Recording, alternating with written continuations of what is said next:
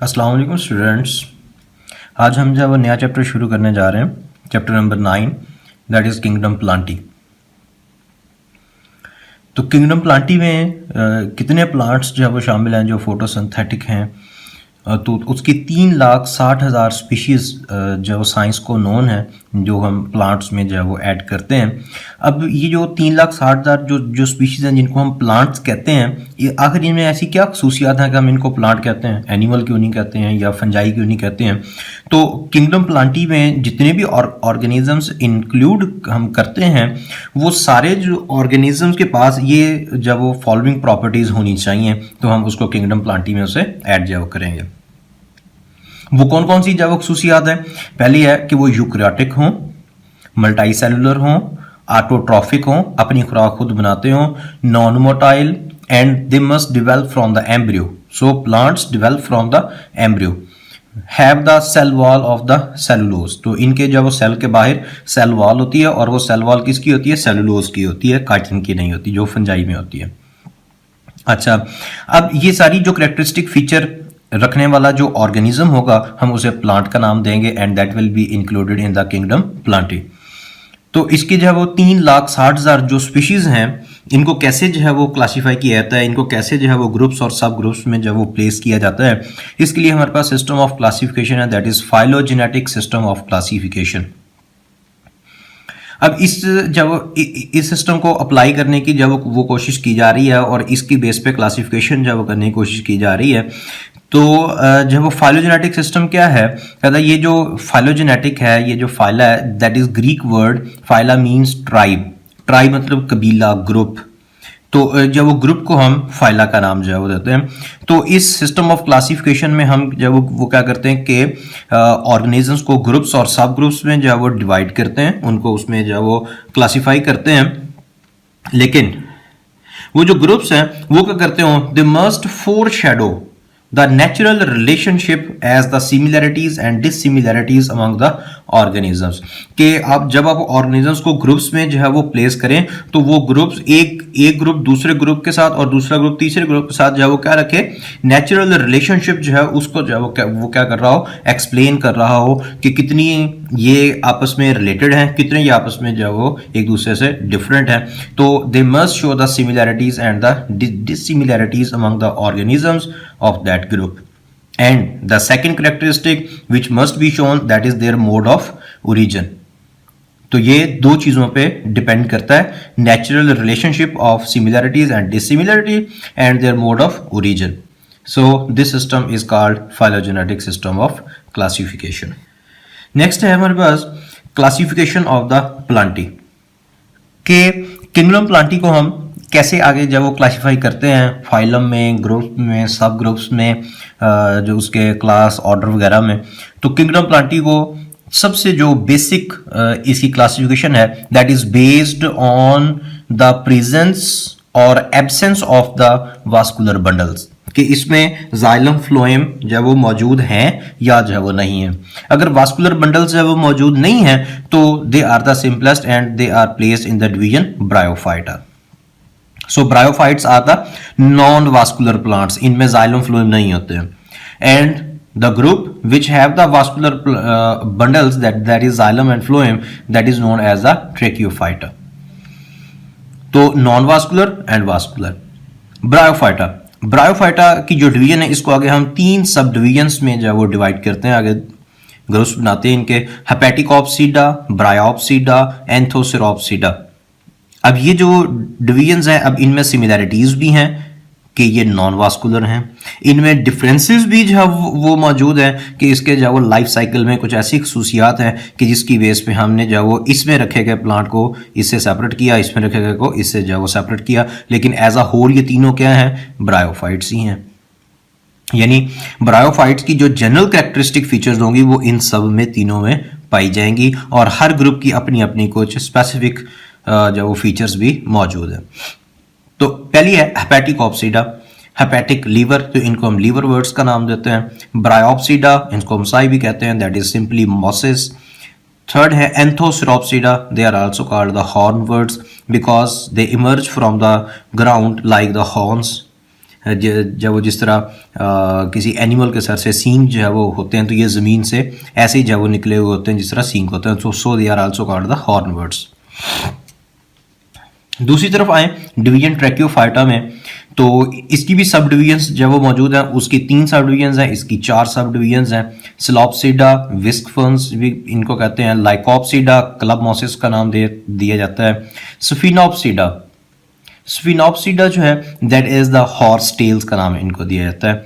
और लास्ट में ट्रॉप्सिडा, इनमें फिर इसकी आगे जो वो क्लासेस हैं, 3 क्लासेस हैं, इसमें फर्न्स भी हैं और सीड प्लांट्स भी हैं जिनको हम स्पर्मेटोफाइट्स का नाम देते हैं। तो फर्न्स में जो है वो एक ही क्लास है जो फिलिसिनी की, और ये दोनों जो हैं जिम्नोस्पर्म्स और एंजियोस्पर्म्स, ये दोनों स्पर्मेटोफाइट कहलाते हैं, मतलब they are the seed producing plants. तो जिम्नोस्पर्म्स जो हैं इनमें नेक्ड सीड्स बनते हैं, और एंजियोस्पर्म्स में जो है इनमें कवर्ड सीड्स होते हैं, मतलब फ्रूट फॉर्मेशन होती है, फ्लावर्स जो है वो बनते हैं, फ्रूट फॉर्मेशन होती है, ओवरी होती है, जबकि जिम्नोस्पर्म्स में ओवरी वगैरह नहीं होती है। जब ओवरी नहीं होगी तो फ्रूट नहीं बनेगा, तो फिर इनमें सिर्फ सीड बनेंगे। ये जो सर्दियों में हम ड्राई फ्रूट्स जो खाते हैं, ये सारे जो वो जिम्नोस्पर्म्स ही हैं। तो एंजियोस्पर्म्स ये हमारे जो मैदानी इलाकों में हैं, आम हो गया वगैरह, ये सारे ये जो है वो एंजियोस्पर्म्स होते हैं। तो आते हैं ब्रायोफाइट्स की तरफ। नेक्स्ट है हमारे पास general characters of the bryophytes. पहला जनरल कैरेक्टर है एवोल्यूशन, कि ब्रायोफाइट जो है वो किससे इवॉल्व हुए हैं। चूंकि ये जो है वो प्लांट किंगडम में सबसे सिंपलेस्ट प्लांट्स हैं, और सिंपलेस्ट प्लांट्स जो है वो ये कहाँ से इवॉल्व हुए, they are the first plants that is colonized on the land, and they are thought to have evolved from the green algae.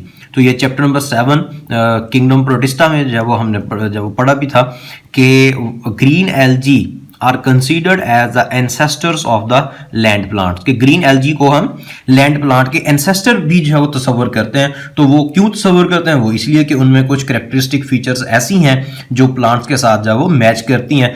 कौन सी कैरेक्टरिस्टिक फीचर, जिस तरह प्लांट और ग्रीन एल्गी दोनों में जो है वो क्या है, फोटोसिंथेटिक पिगमेंट्स मौजूद है, क्लोरोफिल ए है, बी है, कैरोटीनॉइड्स मौजूद है।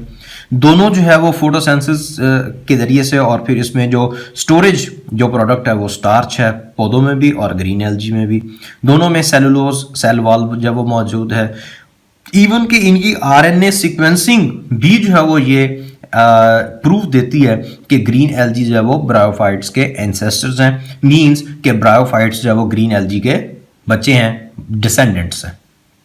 That is the evolution of the bryophytes from the green algae. दूसरा है हैबिटेट, ये रहते कहाँ पे हैं। अब चूंकि ये ग्रीन एल्गी से इवॉल्व हुए हैं, तो इनके एंसेस्टर जो है वो कहाँ रहते हैं, पानी में जो है वो रहते हैं। तो ये भी जो है वो पानी के साथ साथ ही रहेंगे। बेशक ये कॉलोनाइज लैंड पे हो गए, लेकिन they are poorly adapted to live on the land. ये लैंड पे रहने के अभी कंप्लीटली काबिल, ड्राई लैंड पे रहने के काबिल अभी नहीं हुए। So they are confined to the watery areas के जो शोर्स हैं, उसके जो किनारे हैं। So they are confined to the damp shady places, जहाँ पे धूप ना हो, जहाँ पे जो है वो गीली जगह हो, और जो है वो वाटर रिजर्वायर के जो है वो साथ साथ किनारों पे जो है ये ग्रो करते हैं। Third one, transportation. अब अभी हमने ऊपर बात की थी कि ब्रायोफाइट्स क्या हैं, नॉन वास्कुलर प्लांट्स हैं, इनमें जाइलम और जब वो फ्लोएम वास्कुलर बंडल्स मौजूद नहीं है। सो ब्रायोफाइट्स आर डिवाइड, कमी होती है, डेफिशिएंसी है किसकी, specialized conducting xylem and phloem bundles की, जब इनमें कमी है क्योंकि ये नॉन वास्कुलर है। तो फिर ट्रांसपोर्टेशन जो है वो कैसे होगी, चीजें जो है वो मट्टी से, जमीन से जो है वो इनकी जब वो बॉडी के अंदर, और जब वो फूड फोटोसिंथेटिक एरिया से दूसरी जो वो जगहों पे कैसे जो वो ट्रांसपोर्ट होगी। So only the process of the diffusion and osmosis help in the transportation of the water and the minerals as well as the transportation of the food. So these two processes, that is diffusion and osmosis, they help in the transportation of the materials from one place to the other place.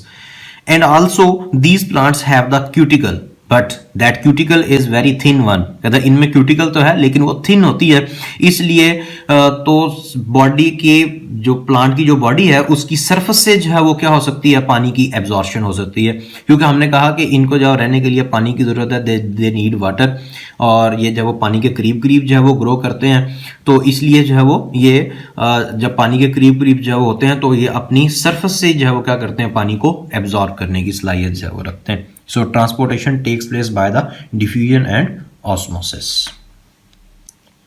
Next property है amphibians of the plants.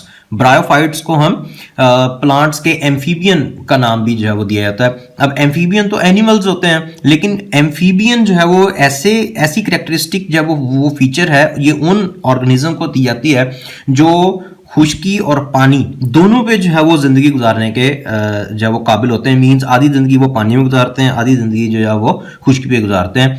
तो ये plants भी कुछ ऐसे ही हैं कि ये they can not live away from water, ये पानी से दूर जो है वो नहीं रह सकते हैं, वहां पे ग्रो नहीं कर सकते हैं। क्यों?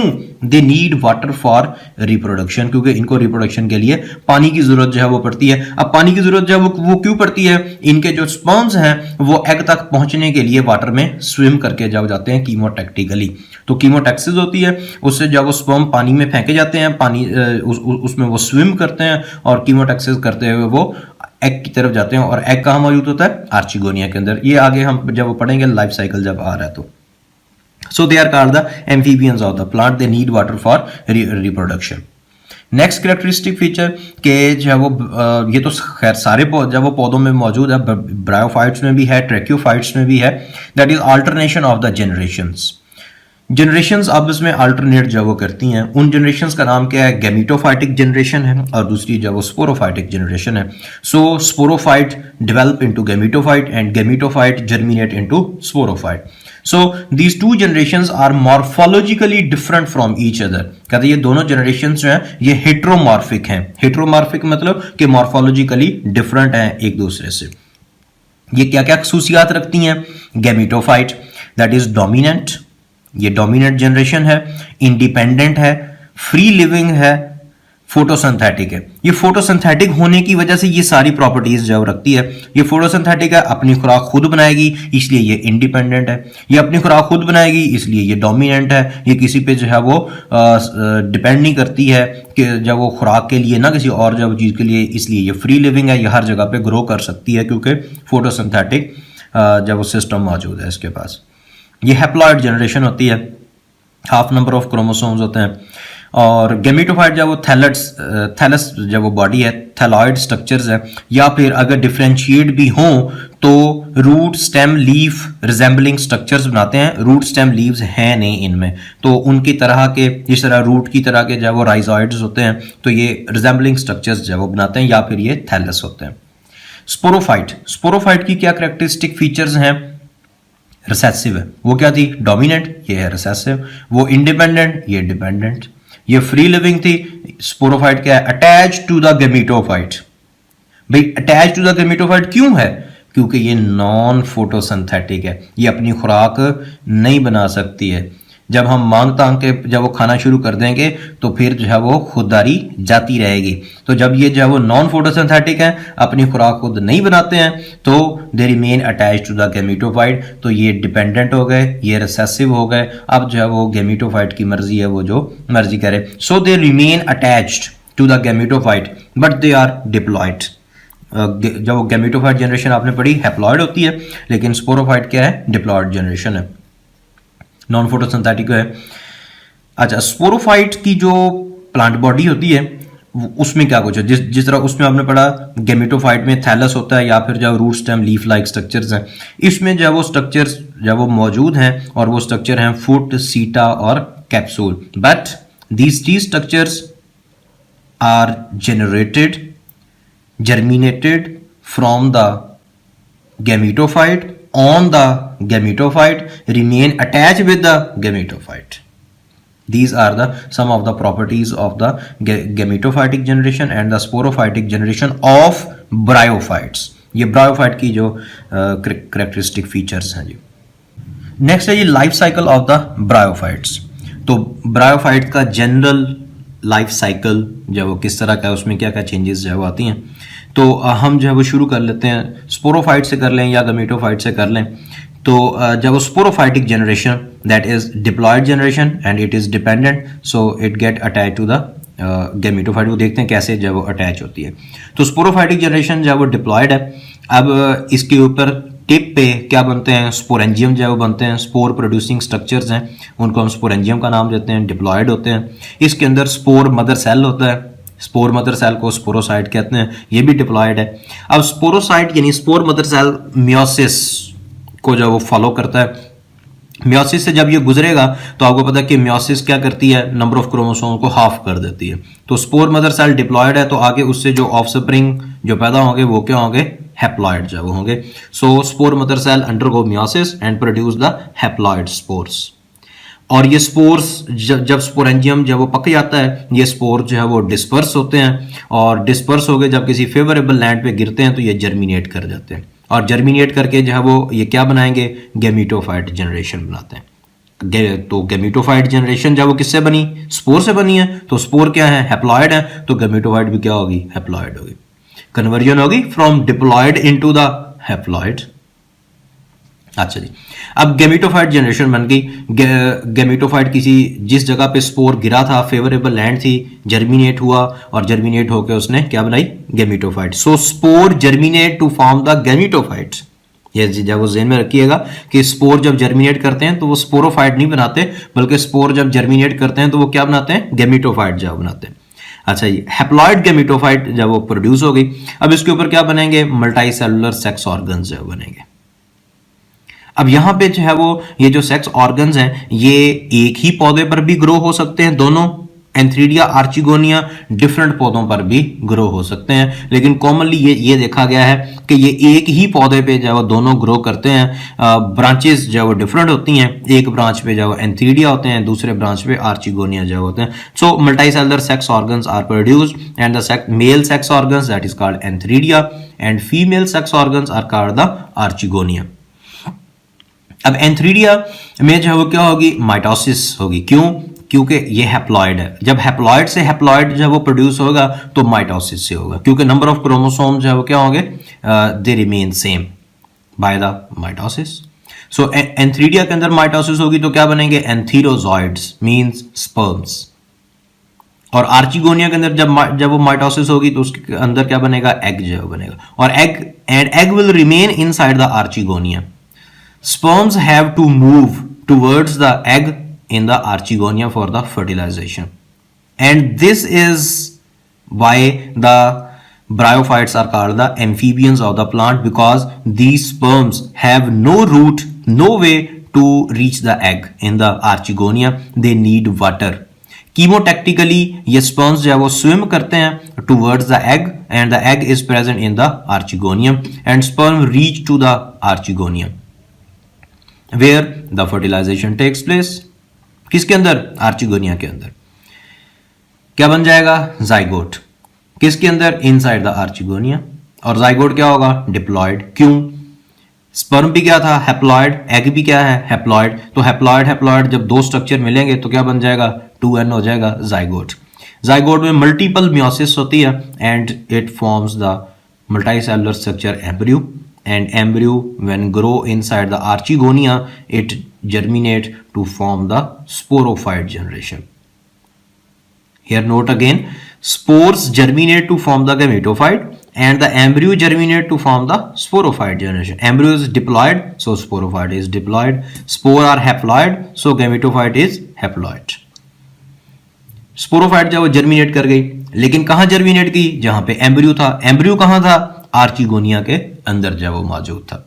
सो sporophyte will grow at the tip of the archegonia stem, यानी जिस ब्रांच पे आर्चिगोनिया जो है वो ग्रो हुई है वो तो वहीं पर ही जो है वो क्या होगा, एम्ब्रियो से स्पोरोफाइट होगा and it will remain attached to that branch where the archegonia is present and sporophyte will grow to form the foot seta capsule, और जब वो कैप्सूल के अंदर ये स्पोर बनेंगे और स्पोर जो है वो फिर डिस्पर्स होंगे। इस तरह ये लाइफ साइकिल चलता रहेगा।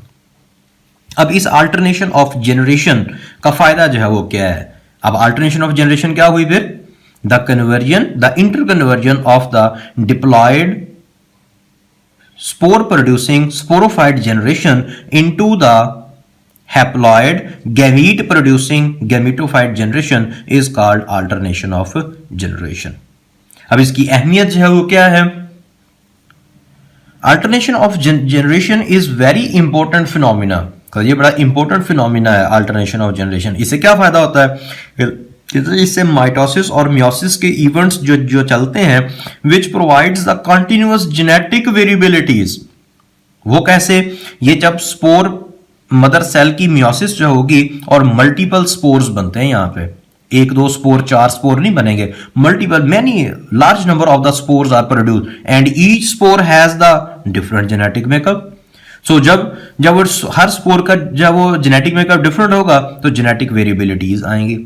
अब जिसके पास बेस्ट जेनेटिक मेकअप है वो सिलेक्ट हो जाएगा नेचुरल सिलेक्शन से, and selection for the best genetic makeup for survival and adaptation for the changing environment. This is the life cycle of the bryophyte, and that is all about today's lecture. That is the intro of the kingdom Plantae, its classification, general characters of the bryophytes, and the life cycle of the bryophytes.